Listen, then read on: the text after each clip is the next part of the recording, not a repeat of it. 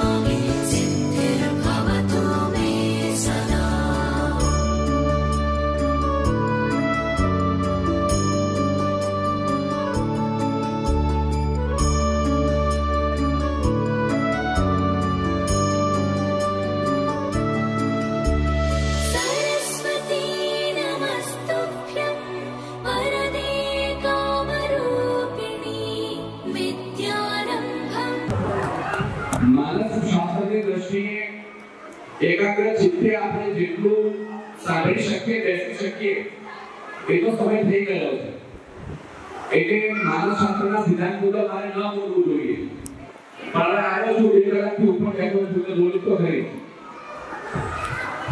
અને સુરતભાઈએ આશીર્વાદ એવું કહ્યું મને જોતા તમને પણ લાગતું નહીં હોય તો હું આશીર્વાદ આપી શકું નાનો છોકરાને જેવો છું એટલે આશીર્વાદ આપવાની મારી ક્ષમતા કેટલી છે તો હું જાણું પણ એક વાતો કરીશ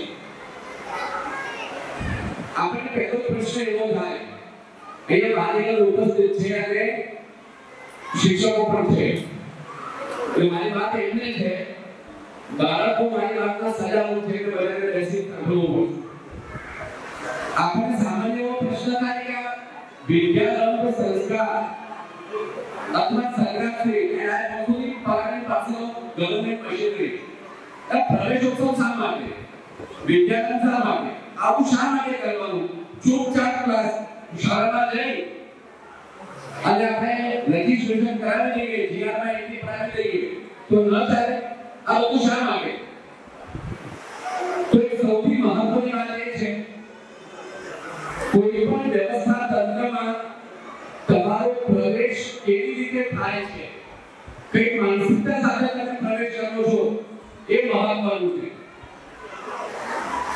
હિન્દુસ્તાનમાં પારસી લોકો આવ્યા બાકી એમનો પ્રવેશ તો કેમ આપણા વિદ્યા પ્રવેશ છે કેવી રીતે પ્રવેશ થયો પારસી સમુદાયનો એવો આપણા રાષ્ટ્રની સીમા બહાર ઉભા રહી અને આપણને વિનંતી કરી આપણે વાર્તા બધાને ખબર છે કે આપણે દૂધનો પાલો મોકલાવ્યો એમાં એમણે ખાંડ નાખી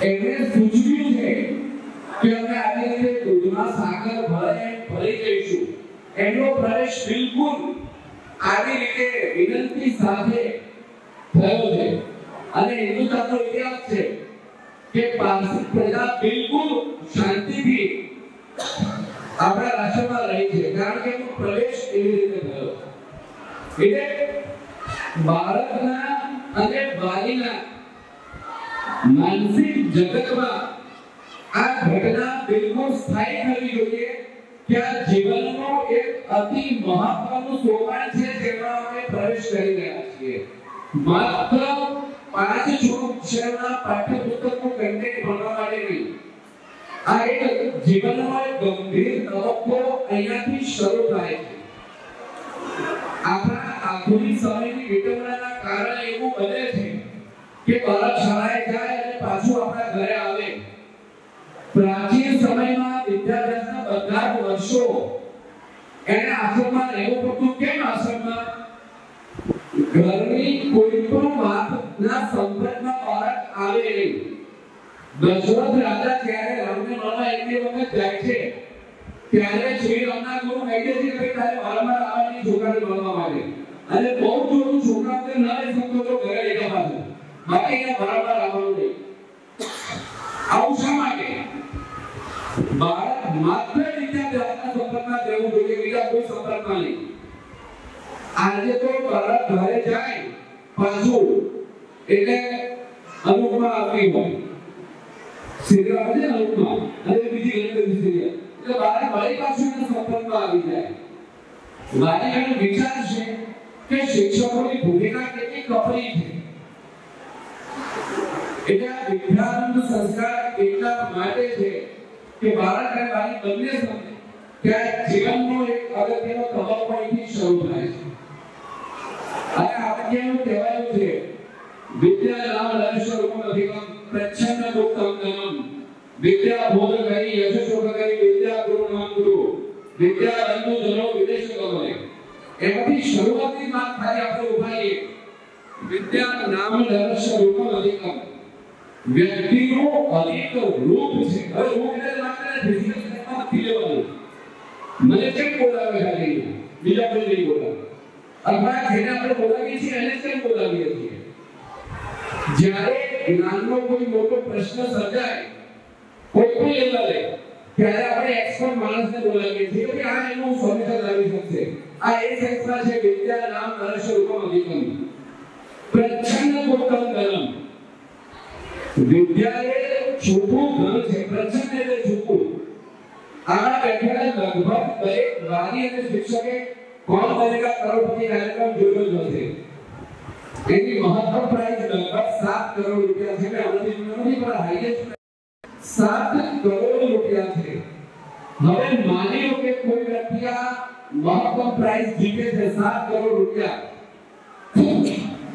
આપણે એવા બધા સોફામાં બેઠા બેઠા પોપકોર્ન ખાતા હોઈએ મગફળી ખાતા હોઈએ અને આપણે કોઈ સ્ટેટમેન્ટ આપી દઈએ લગભગ કેટલું સ્ટેટમેન્ટ કે ભાઈ મફતમાં 7 કરોડ જીતી ગયો ખુરશીમાં બેસીને અહીંયા કોન્ટ્રાક્ટર્સની બેઠેલા છે એમને કોઈ વિચાર આવે કે હું આખું વર્ષ મજૂર કેટલી બિલ્ડિંગ ઊભી કરું ત્યાં મને 5 રૂપિયા મળે આપણે ત્યાં ઘણા બધા લોકો ગ્રામ્ય સંસ્કૃતિ સાથે એટલે કૃષિના વ્યવસાય સાથે જોડાયેલા છે અને કૃષિમાં એવું કહેવાય છે ચોર ખાય મોર ખાય ઢોર ખાય વગેરે તો ખેડૂત ખાય અને એમાં જો દેવા માંડે ઉપરથી તો હાથ ખોઈ અને દુષ્કાળ પડે તો પણ હાથ ખોઈ તો આ મફતમાં બેસીને 7 કરોડ રૂપિયા ખુરશી ઉપર બેસીને લઈ ગયો પરસેવો પાડ્યા વિના આવું દરેકને લાગે પણ મફતમાં 7 કરોડ રૂપિયા એને કેટલું વાંચ્યું હશે કેટલા પુસ્તકો પહેર્યા હશે અમેરિકામાં એક સ્પેલિંગ બી સ્પર્ધા યોજાય છે વિશ્વની સૌથી અઘરી સ્પેલિંગ સ્પર્ધા છે તમે સર્ચ કરજો ઇન્ટરનેટ પર સ્પેલિંગ બી સ્પર્ધા એના જેવી અઘરી સ્પર્ધા કોઈ છે નહીં તમે સાંભળ્યો ન હોય વિચાર્યો ન હોય એવો શબ્દનો સ્પેલિંગ એનું મૂળ પૂછે એની વ્યુત્પત્તિ પૂછે આ 7 કરોડ રૂપિયા ક્યારે મળે એટલા માટે આ ભક્તોને ખબર હતી કે આની કોણ બનેગા કરોડપતિ આવવાની છે એટલે એને કહ્યું પ્રચ્છન્ન મુક્તમ ધનમ આ વિદ્યા નું ઇમ્પોર્ટન્સ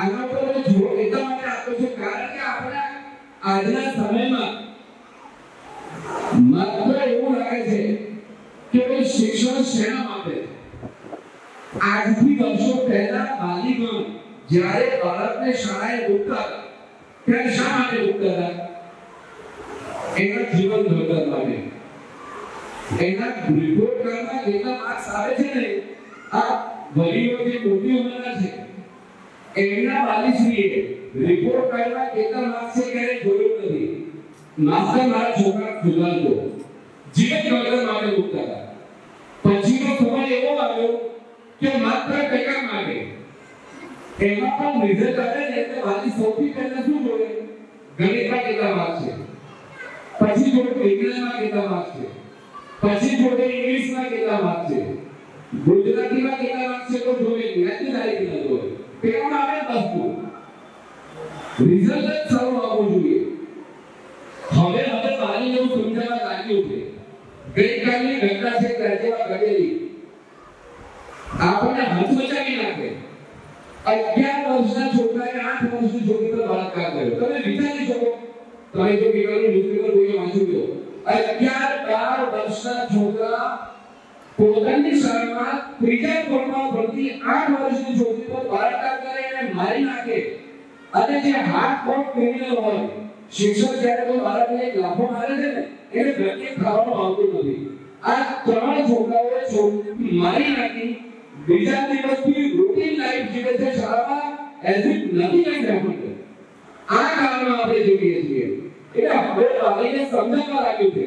પહેલા માત્ર જીવન ઘડતર માંગતા હતા શાળા પાસે, પછી ટકા માંગવા લાગ્યા, પર્સન્ટેજ. હવે સમજાયું છે કે બંને જોઈ છે. પેલું ટકા તો છોડી શકાય જ નથી. ટકા પડોશના છોકરાને 98% મારા છોકરાને 83%. મારા કે છોકરાને એક વાર કોઈ સવાલ હોય તો અને તેનો પણ જવું લીધું. શાળા પાસે વાલીની હવે બે ડિમાન્ડ છે. શું પાઠ્યપુસ્તકના વિષય વસ્તુને મારા છોકરાને હોશિયાર કરો અને સંસ્કાર આપો. બોલ છે કે નહીં, યસ કરો. બે વસ્તુ માંગો છો ને. શાળા કેટલું કરે ખાલી વિચારજો. અને આપણે કેટલું કરીએ છીએ. અહીંયા જે વાલીઓ ઉપસ્થિત છે એના બાળકો બધા સિરિયસની વાત છે ને. એટલે કોરોનાના સમયમાં તો તમારા બાળકોના શિક્ષણનો પ્રશ્ન નહોતો. જો આનાથી તમારે જો બીજું કોઈ મોટું બાળક હોય અથવા તમારા ઘરમાં સાહેબ કોરોનાના સમયમાં શું થયું હતી, બધા વાલી ત્રાસી ગયા હતા. કેમ ત્રાસી ગયા હતા? 6 કલાક સ્કૂલમાં અને 2 કલાક ટ્યુશનમાં છોકરાઓને નાખી દેતા હતા. એ 8 કલાક ઘરે વાંચવા પડે અને વાંચવા 9 કલાક હકીકત છે. એટલે પછી શું કે બધા વાગ્યો ત્રાસી ગયા છોકરાઓથી. આના કરતા નિહાળો સારો રહેતો હોય. આજથી કેટલાક વર્ષો પહેલા વેકેશનમાં કાકા બાપુના મામા ભેગા 10 છોકરાઓ એક ઘરે રહેતા હતા મહિનો. હવે નથી રહેતા. કેમ? છોકરું ભણે, આંખે વાગે તો આપણા કબારે કાઢીને ફેરી લાગે. આપણે આપણા છોકરા હાથોમાં નથી અને શાળા સાચવે, ભણાવે, સંસ્કારો આપે, અપ ટુ ડેટ કરીને મોકલે. એવી શાળા પાસે આપણે અપેક્ષા રાખીએ છીએ. અને આપણા વાલીનો આત્મચિંતનનો સવાલ છે કે આપણે આપણું છોકરું ઘરે આવે, અહીંયા હું 50 નોટ મૂકું લખેલી, તમે તમારા છોકરાને અક્ષર ઓળખી શકો કોન્ફિડન્સથી. આ કેટલા વાલી છે કે મારા છોકરાને અક્ષર એવા કેટલા વાલી છે કે મારા છોકરાને અક્ષર. આપણા કેટલા બાળકોને આ બેનપણીઓ જે હવે નાના છે, આ લોકો મોટા હોય તો મારી દીદી મને છે તો એની બેનપણીઓના નામ શું છે. આપણે 1 કલાક આપણા બાળકને ઘરે આપીએ છીએ કે નહીં એટલું જ વિચારવાનું છે. 1 કલાક રોજનો. મારી વખતે હું ભણેલો નથી એટલે મને આવડતું નથી પાયથા કોડ શું પ્રમાણે, મને આર્ટિકલ આવડતા નથી, મને હિન્દુસ્તાની ક્રાંતિ ક્યારે થઈ ખબર નથી. ખાલી 1 કલાક જોડે બેસવાનું છે. એને ખબર હોવી જોઈએ કે મારા બાપ મારી પર વોચ રાખે છે. ખાલી આટલી જ ખબરની જરૂર છે, બીજી કઈ વધારે જરૂર નથી. There are even supporting the cause of school. બાળકો આપણા છે. 1 કલાક તો આપણે આપવો જોઈએ. અને દરેક વાલીએ સમજી લે પૈસા કમાવા માટે શિક્ષણ છે નહીં. પૈસા તો દહીંવડાને ખમણદારના તબેલી બનાવવામાં લાખો રૂપિયા કમાય છે. હું બધા એમ કહે કે તેજી શું શકાય મારા કરતા ખમણ બનાવી અને દહીંવડા બનાવી લોકો લાખો રૂપિયા વધારે કમાય છે. પૈસા કમાવા માટે શિક્ષણ છે નહીં. પૈસા કેવી રીતે વાપરવા, ક્યાં વાપરવા એના માટે શિક્ષણ છે. આપણા સંસ્કાર એ આપણા શિક્ષણની નિબંધ છે. એટલે શિક્ષણ માત્ર અને માત્ર સંસ્કાર માટે છે. આપણે જે વૈદિક વિધિ થતી નથી એમાં બોલવા છે શ્રી સુખદેવ બાબાલેશુ લક્ષ્મી. સાચું બોલું છું ને? જે સજ્જનો એનો અર્થ એવો છે યા શ્રી સુખદેવ બાબાલેશુ લક્ષ્મી. જે સજ્જનોના ઘરે સાક્ષાત શ્રી રૂપે લક્ષ્મી રૂપે રહે છે અને પાપીઓના ઘરે દુર્ગતિ રૂપે રહે છે. એટલે શિક્ષણ જે છે એ માત્ર ને માત્ર સંસ્કારો માટે છે. પૈસા તો બિલકુલ એની આડ પેદા છે, બિલકુલ આડ પેદા છે. પણ આપણે બહુ એના વિશે વિચારીએ છીએ. એટલે ભાઈ 2 કલાકથી પેલા બેઠેલા છો અને મને 1 કલાક બોલવાની ટેવ છે, 1 કલાકથી ઓછું ન બોલવું એવો કમાન્ડ અપાઈ ગયો છે ચિંતા નહીં કરો હું કલાક નહીં કરું પણ એક વાલી તરીકે આપણે જાગૃત થવાની પણ જરૂર છે કે આપણે આપણા બાળકો પાછળ સમય આપીએ આ શાળાએ શિક્ષણના મૂળ અર્થને પકડેલો છે કે બાળકોમાં સંસ્કાર અને નૈતિકતા જરૂરી છે આપ સૌ પણ આ શાળા એનું વ્યવસ્થા તંત્ર એનો ઉદ્દેશ્ય છે એમાં સહભાગી થવા અહીંયા હાજર રહ્યા છો લગભગ 31 જેવા આપ યજમાન અહીંયા છો અને મેં જોયું એ પ્રમાણે બે ત્રણ સંજોગોમાં પપ્પા નથી આવ્યા એક તો લગ્નની વાત મને એવું જોયું કે પપ્પા નથી આવ્યા પણ સારી સંખ્યામાં યજમાન તરીકે ઉપસ્થિત રહ્યા છો તો શું community school and the parents also એટલે સંસ્કાર નૈતિકતા માટે આ શાળાએ જે પ્રકલ્પ આપ્યો છે એ હંમેશા વિસ્તરતો રહે અને આપ સૌ આપના બાળકો જે ઉચ્ચતમ સંસ્કારો અને નૈતિકતા પ્રાપ્ત થાય એ દિશામાં અગ્રેસર એવી શુભકામના સહ શાંતારૂપ ભગવાન શિવ શરણ દાસ થેન્ક યુ